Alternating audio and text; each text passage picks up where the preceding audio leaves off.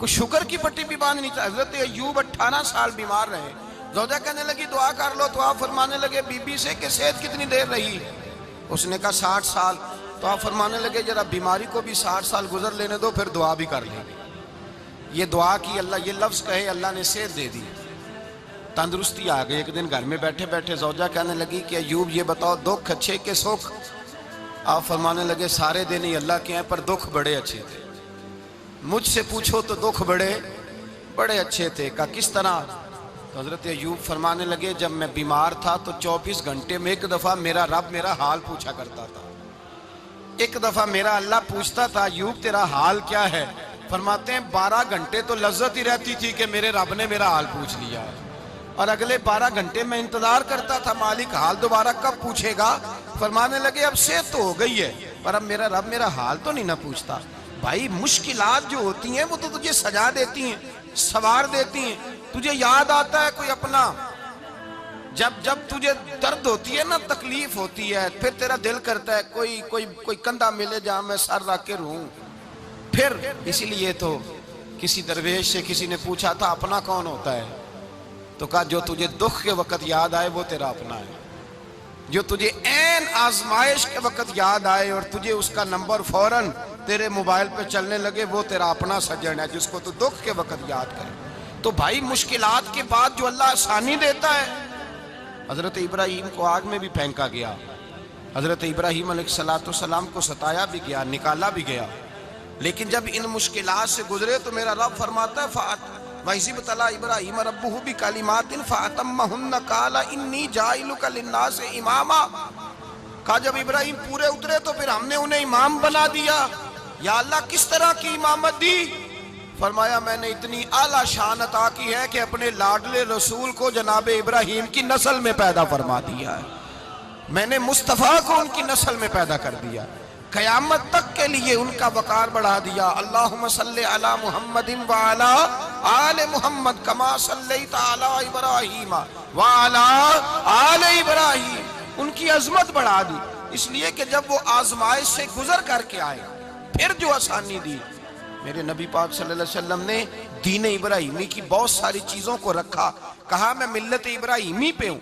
جب کوئی مشکلات کو عبور کر کے آتا ہے، جب کوئی تکلیفیں سہ کر کے آتا ہے، اس کے لیے جو اجر ہوتا ہے، اس کے لیے جو پھر اللہ کتنی ذرا بڑی توجہ کیجئے گا. لوگ سمجھتے ہیں فلاں آدمی مشکل میں ہے تو شاید مشکل میں ہی رہے گا، فلاں آزمائش میں ہے تو شاید میرا اللہ فرماتا ہے ایک مشکل دے کے میں 2 آسانیاں بھی دوں گا. تم مشکل دیکھ رہے ہو، مشکل نہ دیکھو، وہ جو اس کو بعد میں آسانی آنے والی ہے، اور ڈبل جو میں اس پر نعمت کرنے والا ہوں اس کو دیکھو. حضرت یوسف کو بھائیوں نے کنویں میں ڈال دیا تھا، اور جب کنویں سے نکلے تو مصر کے بازاروں میں بکے، اور پھر زلیخا نے الزام لگایا تو حالات بگڑ گئے. حضرت یوسف کو جیل جانا پڑا. کتنی کٹھن زندگی تھی، لیکن میرے مالک کو کچھ اور ہی منظور تھا. کنویں میں گرنے والے، بازار میں بکنے والے، جیل میں جانے والے، الزام لینے والے جناب یوسف کو رب کریم نے اسی مصر کا بادشاہ بنا دیا. اللہ پاک نے اسی مصر کا حکمران بنا دیا. یاری تیری سونا ہے پر ازمیشاں تیریاں اگ. اے سونا پرکھیا جاوند آئی پہلو نال اگاں دے لگ. اس کے لیے تھوڑا سا جتن کرنا پڑتا، تھوڑے کٹھن حالات سے گزرنا پڑتا، تھوڑی آزمائشوں کا روپ دیکھنا پڑتا. ہم چاہتے ہیں کہ ہمیں چھیڑے کوئی نہ کوئی تکلیف نہ آئے، کوئی آزمائش. یہ ہو نہیں سکتا میرے بھائی. نامی کوئی بغیر مشقت نہیں ہوا. 100 بار جب عقیق کٹا تب جا کر نگی ہوا. ہم چاہتے ہیں کہ ہمیں کچھ بھی دقت نہ آئے، مشکلات نہ آئے. اور مشکلات تو انسان کو سنوارتی ہیں بھائی، وہ تو نکھارتی ہیں. کبھی پوچھا کرو جا کر کے کسی گندم کے دانے سے کہ تو کہاں سے ہو کے آیا ہے، کہاں سے نکل کے آیا ہے، تو وہ بتلائے گا کہ بڑے مشکل مراحل سے گزرا ہوں اور پھر اللہ نے مجھے طاقت دی ہے کہ میں انسان کے وجود کا حصہ بناؤں. تو بھائی کٹھن مراحل، آزمائشیں، تکلیفیں یہ انسان کو بڑا انسان بنا دیتی، یہ اس کے لیے ترقیوں کا پیش خیمہ ہوتی. ہمارے جوان پریشان ہو جاتے ہیں، عورتیں خاص کر کے اس بات پہ توجہ کریں، وہ بڑی جلدی غم لے جاتی ہیں. وہ کہتی ہیں جانے میرا کچھ ہوگا ہی نہیں، جانے میرا کچھ ہو ہی نہیں سکتا. میرے بھائی درجنوں اور بیسیوں لوگ ایسے ہیں جن کی اولادیں نہیں تھی لیکن نام ان کا ان سے بھی زیادہ ہے جو بڑے بڑے صاحب اولاد. حضرت خواجہ معین الدین اجمیری کو جانتے ہیں آپ لوگ؟ نہیں، جو جانتے ہیں وہ بولیں جانتے ہیں جی؟ لو جی، کافی سارے جانتے ہیں، تھوڑے جی رہ گئے نا بابا۔ جانتے ہیں نا خواجہ صاحب کو؟ ان کے کسی بیٹے کو جانتے ہوں؟ نہیں جانتے، نہیں جانتے، نہیں جانتے آپ ان کے بیٹے کو۔ حضرت خواجہ معین الدین اجمیری رحمت اللہ تعالیٰ علیہ کے بیٹے کو نہیں جانتے، لیکن ویسے آپ ہندوستان میں کسی آدمی کو چھیڑ کے دیکھیں، وہ کہے گا میں خواجہ صاحب کا روحانی بیٹا ہوں، میں اولاد۔ حضرت غوث اعظم رضی اللہ تعالیٰ عنہ کی اولاد کو کم لوگ جانتے ہیں، لیکن آپ ویسے کسی کو پوچھ کے دیکھیں 11ویں والا پیر کون ہوتا ہے، ہر آدمی ہاتھ اٹھا کے بتائے گا خدا کے فضل سے ہم پر ہے سایہ غوث اعظم کا، ہمیں دونوں جہاں میں ہے سہارا غوث اعظم۔ لوگ جھوم کے بتلائیں میرے بھائی، یہاں لوگ پریشان ہو جاتے ہیں کہ اولاد ہوگی تو یہ ہوگا، فلاں ہوگا تو یہ ہوگا۔ بھائی ایسی کوئی بات نہیں، میرے پاس پیسے ہوتے تو میرا ابا بیماری سے فوت نہ ہوتا۔ جو مالدار ہوتے ہیں تو کیا وہ بچ جاتے ہیں؟ حضرت اسرائیل انہیں چھوڑ جاتے ہیں؟ او خدا کے بندے، تو کیسی بات کر رہا ہے؟ یاد رکھ، یہ جو آزمائشیں ہوتی ہیں، یہ جو تکلیفیں ہوتی ہیں، یہ جو تھوڑے سے مشکل حالات ہوتے ہیں۔ حضرت یونس علیہ السلام کی دوستی ہوگی حضرت جبریل امین سے، تو جناب جبریل ملنے آئے۔ حضرت یونس علیہ السلام فرمانے لگے جبریل میرا دل کرتا ہے مجھے اس بندے کی ملاقات کرا جو اللہ کا سب سے زیادہ عبادت گزار بندہ ہے۔ حضرت جبریل امین لے گئے دور دور فلسطین کے علاقے میں، اور لے جا کر ایک بندے سے ملاقات کرائی جس کی دونوں آنکھیں بھی کوئی نہیں تھی، دونوں بازو بھی کوئی نہیں تھی، دونوں پیر بھی کوئی نہیں تھی، اور اس بندے کی زبان پر لفظ بڑا کیا جاری تھے، یا اللہ تیرا شکر ہے، یا اللہ تیرا، بول کے کہیے یا اللہ تیرا، اے اللہ تیرا شکر ہے۔ شکر شکر کر رہا تھا۔ حضرت جناب سیدنا یونس علیہ السلام کہنے لگے میں نے تجھے عبادت گزار کو ملانے کو کہا تھا، تو کہاں لے آیا؟ تو حضرت جبریل کہنے لگے یا یونس، یہ ہر چیز جانے کے باوجود اپنے رب کی رضا پہ راضی ہے۔ اس وقت دنیا میں نبیوں کے بعد جس سے اللہ سب سے زیادہ پیار کر رہا ہے وہ یہی بندہ ہے، یہ اپنے رب کی رضا پہ راضی ہے۔ اے تن میرا کنگی ہووے تے میں زلف سجن دی واواں، تے پوش میرے دی جتی بن جائے تے میں یار دی قدمی آواں، مارو مارو مینو مار مکاؤ کوئی عذر نہ پیش لے آواں، تے جے سونا ہی میرے دکھ وچ راضی، جے سونا ہی میرے دکھ وچ راضی، جے سونا ہی میرے دکھ وچ راضی، تے میں سکھ نو چلے ڈاواں۔ مالک کی جب اس حال میں راضی ہے تو بس ٹھیک ہو گیا، ٹھیک ہو گیا۔ وصل اچھا ہے نہ فراق اچھا ہے، بس جس حال میں محبوب رکھے وہی حال اچھا ہے، بس جس حال میں انہوں نے رکھا بات ٹھیک ہو گئی۔ اس میں اب انسان شکوہ کرتے پھرے کہ یہ کس طرح ہے وہ کس طرح، اپنے آپ کو مطمئن رکھا ہے۔ مشکل کے بعد جو آسانی حضرت لقمان حکیم، ان کے نام پر قرآن مجید کی پوری سورت ہے۔ حضرت لقمان حکیم علیہ رحمہ آپ اپنے بیٹے کو نصیحت کر رہے تھے، کہنے لگے بیٹا کو مشکل آئے تو گھبرانا نہیں، کوئی مشکل آئے تو کرے بیٹوں کو سمجھ آ جائے کہ مشکل آئے تو، سمجھ آ رہی ہے بات کی، مشکل آئے تو۔ اور کیا خوبصورت جملے، بیٹے کو بٹھا کے کہتے ہیں بیٹا چھوٹی مشکل آئے گی تو اللہ بڑی مشکلات آسان کر دے گا، سمجھو چھوٹی مشکلات آئیں تو اللہ نے بڑی مشکلیں اس نے آسان کر دی۔ اور آپ کو بتاؤں اصل انسان ہوتا ہی وہ ہے جو مشکلوں میں جینے کا ڈھب سیکھ جاتا ہے، وہ بن جاتا ہے جو کرب کے حالات میں جینے کا سلیقہ سیکھ جائے۔ اپنے بچوں کو یہ سمجھانا، حضرت لقمان بیٹے مشکل آئے تو گھبرانا نہیں، بڑی کو ٹال دیتی ہے، وہ نیکی کا اور آسانی کا پیش خیمہ ہوتی ہے، اللہ اس کے بعد آسانی سمجھا رہے ہیں۔ کچھ دنوں کے بعد کہنے لگے آؤ فلاں اللہ کے نبی کی ملاقات کو چلیں، فلاں نبی علیہ السلام سے ملنے چلتے ہیں۔ اس زمانے میں جو نبی تھے ان سے ملنے چلے گئے، بیٹے کو بات یاد تھی، گھوڑے پہ بیٹھے، امام ابن جوزی نے اس کو لکھا ہے، گھوڑے پہ بیٹھے تھے دونوں کے پاس گھوڑے تھے۔ اب رستہ بہت زیادہ تھا، کھانا ساتھ لے لیا، پانی ساتھ لے لیا، رستہ لمبا تھا، صحرا کا علاقہ تھا۔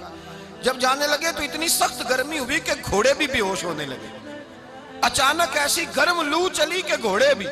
اب دونوں باپ بیٹا جو تھے وہ بڑی جوش میں تھے کہ جانا ہی جانا ہے، گھوڑے سے اتر کر کے پیدل چلنے لگے۔ اب پیدل چلتے چلتے ذرا آگے گئے تو اب گرمی میں جتنا بندہ پیدل چلتا ہے اتنا پیاس بھی زیادہ لگتی ہے، تو پانی پیتے رہے، کھانا کھاتے رہے، کھانا پانی بھی ختم ہو گیا۔ تھوڑا آگے چلے نا، اس قدر تکلیف بڑی کہ حضرت جناب لقمان کے بیٹے کے پیر کے اندر ایک ہڈی پیوست ہو گئی، इतनी बड़ी हड्डी थी वो अंदर ही चली गई पैर, खून के फवारे गिरने लगे, बेटा बेहोश हो गया। हजरत लुकमान उसके सराहने बैठे तो बेटा था ना, आंखों में आंसू आ गए।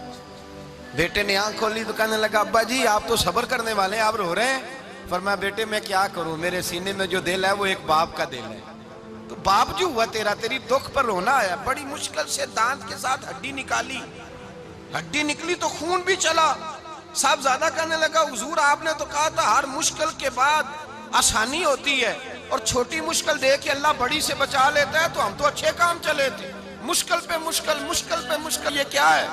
हजरत लुकमान कहने लगे बेटा ना तू रब की हिकमतों को जानता है ना पूरी तरह मैं जानता हूँ, लेकिन जो मैंने कहा था वो बात सच्ची है। फइन्ना मअल उसरि युसरन इन्ना मअल उसरि युसरा, अल्लाह हर मुश्किल के बाद आसानी अता फरमाएगा। और फरमाया मेरा ईमान है कि जरूर जरूर अता फरमाएगा।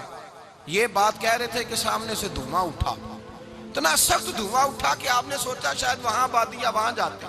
वहां चलने लगे तो पीछे से किसी ने आवाज दी ठहर जाओ रुको, वहीं रुक गए। थोड़ी देर गुजरी तो कहा रुक जाओ। जब रुके तो एक बोलने वाला बोला, कहने लगा तुम्हारे लिए थोड़ी देर के बाद जानवरों का बंदोबस्त कर दिया जाएगा, खाने का भी बंदोबस्त हो जाएगा, बच्चे का पैर भी सही हो जाएगा, चले जाना, लेकिन जरा ठहरो। हजरत लुकमान कहने लगे बोलने वाले तू कौन है? तो कहने लगे मैं अल्लाह का फरिश्ता हूं, मैं अल्लाह का फरिश्ता हूं। कहा अल्लाह के फरिश्ते और ये सारा कुछ क्या है? तो फरिश्ता कहने लगा असल बात यह है कि सामने बस्ती पर मुझे अजाब नाज़िल करने का हुक्म मिला था, आप बड़ी तेजी से आ रहे थे, मैंने रब से दुआ की कि अल्लाह इस बाप बेटे की गलती कोई नहीं, मेहरबानी फरमा। रब ने पहले आपको सहरा में उलझाया, फिर मेरी दुआ की बरकत से आपके घोड़े ठहर गए, फिर मेरी दुआ की बरकत से आपका पानी खत्म हुआ, फिर मेरी दुआ की बरकत से आपके बेटे को जख्म आया, फिर मेरी दुआ की बरकत से सामने से धुआं उठा। फरमाया ये जो तुम्हें मुश्किल पे मुश्किल आ रही थी, ये तो मेरा रब तुम्हें अजाब से बचाना चाह रहा था। ये जो तुम्हें मुश्किल पर मुश्किल आ रही थी तो मेरा मालिक तुम्हें अजाब से बचा रहा था, तुम समझ नहीं रहे थे। हजरत लुकमान ने बेटे की तरफ देखा तो बेटे कहने लगे अब्बा जी बात बिल्कुल सच्ची है, अफदलु ज़िक्र ला इलाहा इल्ला, ला इलाहा इल्ला। और फिर पढ़ने लगे हस्बुनल्लाहु व निअमल वकील निअमल मौला व निअमन नसीर। ये विर्द होने लगे। भाई जब तुझे मुश्किल आती है, आजमाइश आती है, तो उस वक्त समझता है पता नहीं मेरे साथ क्या बनने लगा है। अल्लाह तबारक व तआला छोटी मुश्किल दे के तुझे बड़ी से महफूज रखता है, छोटी बीमारी दे के तुझे बड़ी से महफूज रखता है। बल्कि मैं एक दफ़ा एक तकलीफ में, एक आजमाइश में मुब्तला हो गया, तो मैंने अपने हजरत से कहा कि हुजूर सारे दुख इकट्ठे ही आ गए, क्या किया जाए? तो आप फरमाने लगे बड़े खुश नसीब हो, जवानी में अल्लाह ने दुख दे दिए, बुढ़ापे में आए तो बर्दाश्त नहीं होते, ये तो बड़े वक्त पे आ गए, शुक्र अदा करना चाहिए, उस जमाने में बर्दाश्त नहीं होते, अब आसानी है, इनको बर्दाश्त करो, हिम्मत करो।